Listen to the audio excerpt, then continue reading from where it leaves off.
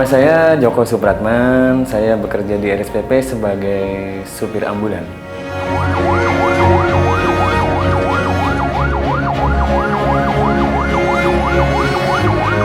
Nah, di situ juga jadi rasa timbul sedih saya gimana ya, sambil bawa mobil, ya Allah ini orang kok ngasih jalan. Coba bayangkan kalau semuanya kamu jadi pasien, gimana perasaan kamu seperti itu aja sih.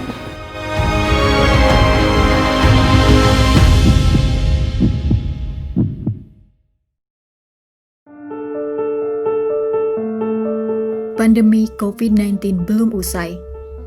Kondisi yang tak menentu janganlah buat kita jadi abai. Pantang menyerah, tawakal dan tetap produktif membuat kita tak mudah tercerai-berai. Di selatan Jakarta, hidup seorang pria yang tetap setia dengan profesinya, berjibaku setiap hari dengan kehidupan dan nyawa. Ia letakkan rasa kemanusiaan di atas semua kepentingannya. Ia adalah Joko Supratman, penghantar pasien COVID-19 Rumah Sakit Pusat Pertamina Jakarta. Saya bekerja di RSPP itu sudah sekitar 10 tahun ya, dari awal 2010. Sebelum kerja di RSPP, saya kerja di bagian ekspedisi ya, itu juga supir-supir juga. Sebelum di RSPP ya di ekspedisi itu. Untuk di driver ambulannya baru sekitar 2 tahun setengah. Pertama kali jadi driver deg-degan juga sih. Kita kan belum tahu apa yang mau dibawa gitu kan. Masalahnya kalau bawa manajemen itu orang sehat kan, kalau sementara kalau yang dibawa ambulan kan orang sakit. Beradaptasi kita ya harus terjun langsung gitu loh. Ya contohnya kalau kita belum praktek, belum membawa, pasti meraba-raba gitu kan. Tapi setelah kita jalanin, bawa pasien, ya biar terbiasa lah. Pengalaman yang paling unik ketika membawa pasien yang sangat parah, biasanya kan itu kan kita menjemput pasien, didampingin sama perawat. Kita itu berusaha semaksimal mungkin agar cepat sampai tujuan ke IGD. Sementara di situasi di Jakarta ini macet ya, panik pernah ngalamin. Jadi pasien itu udah benar-benar kritis. Jadi kita harus secepat mungkin bagaimana caranya agar sampai ke IGD RSPP gitu.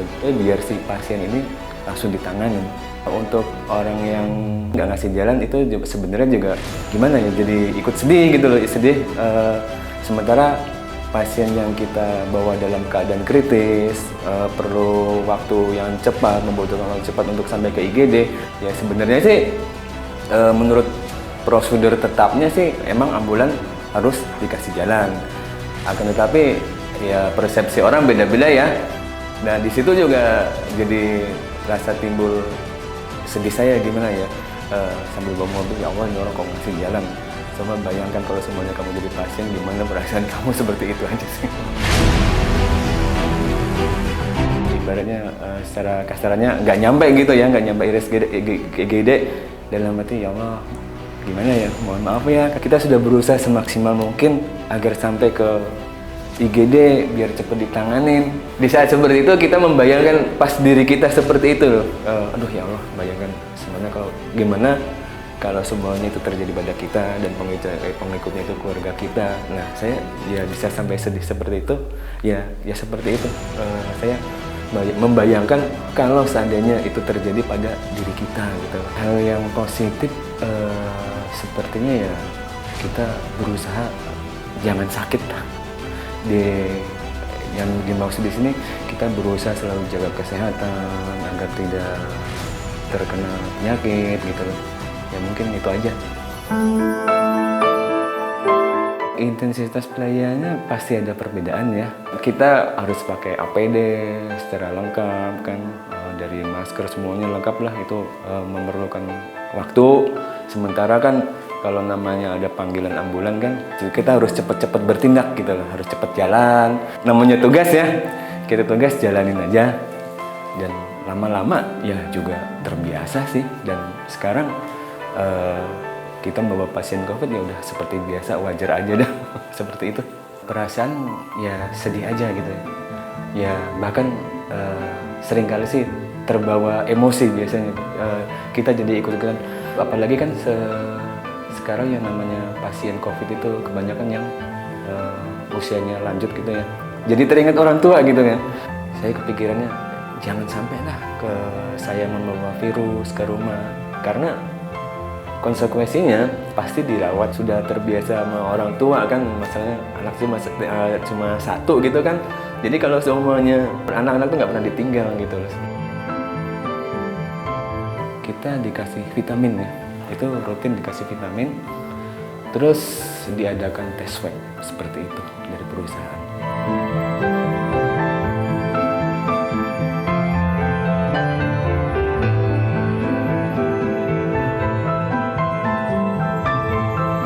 Dari pihak keluarga sih rasa khawatir, rasa was-was itu pasti ada ya. Dari keluarga sih pada awalnya terlalu khawatir. Takutnya dari pekerjaan kita bawa virus ke rumah. Untuk memberi pengertian keluarga ya, pertama ya yang penting kita selalu jaga diri, seperti cuci tangan, jaga jarak, terus cuci tangan, terus pakai masker gitu.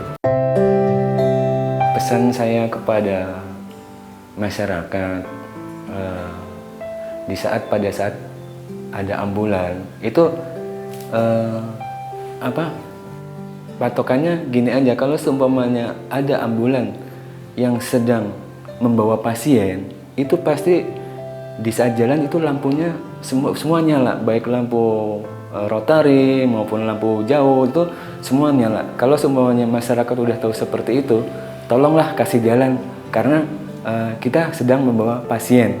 Apalagi di saat kalau semuanya lampu di mobil kan ada beberapa lampu ya.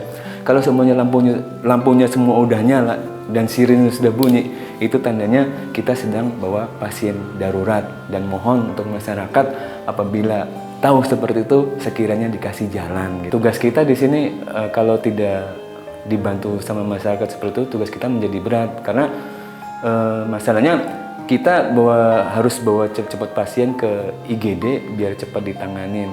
Pria sederhana ini berharap pandemi segera berlalu. Sebagai penghantar pasien COVID-19, ia ingin melihat semua orang bisa diselamatkan dengan waktu yang tepat. Namun, sebagai seorang ayah dan suami, rasa takut tertular virus pun selalu berkecamuk dalam hatinya. Ia tak ingin pulang bertemu keluarganya, membawa bahaya yang tak terlihat. Joko Supratman, salah satu garda terdepan penanganan COVID-19. Rasa ikhlas dan berserah diri kepada Tuhan Yang Maha Esa jadi kekuatan menjalani keadaan ini. Satu ungkapan ia tuturkan sebagai kalimat penutup untuk kita semua. Saya bekerja dari hati dengan ikhlas. Semoga kita semua selalu dalam keadaan sehat.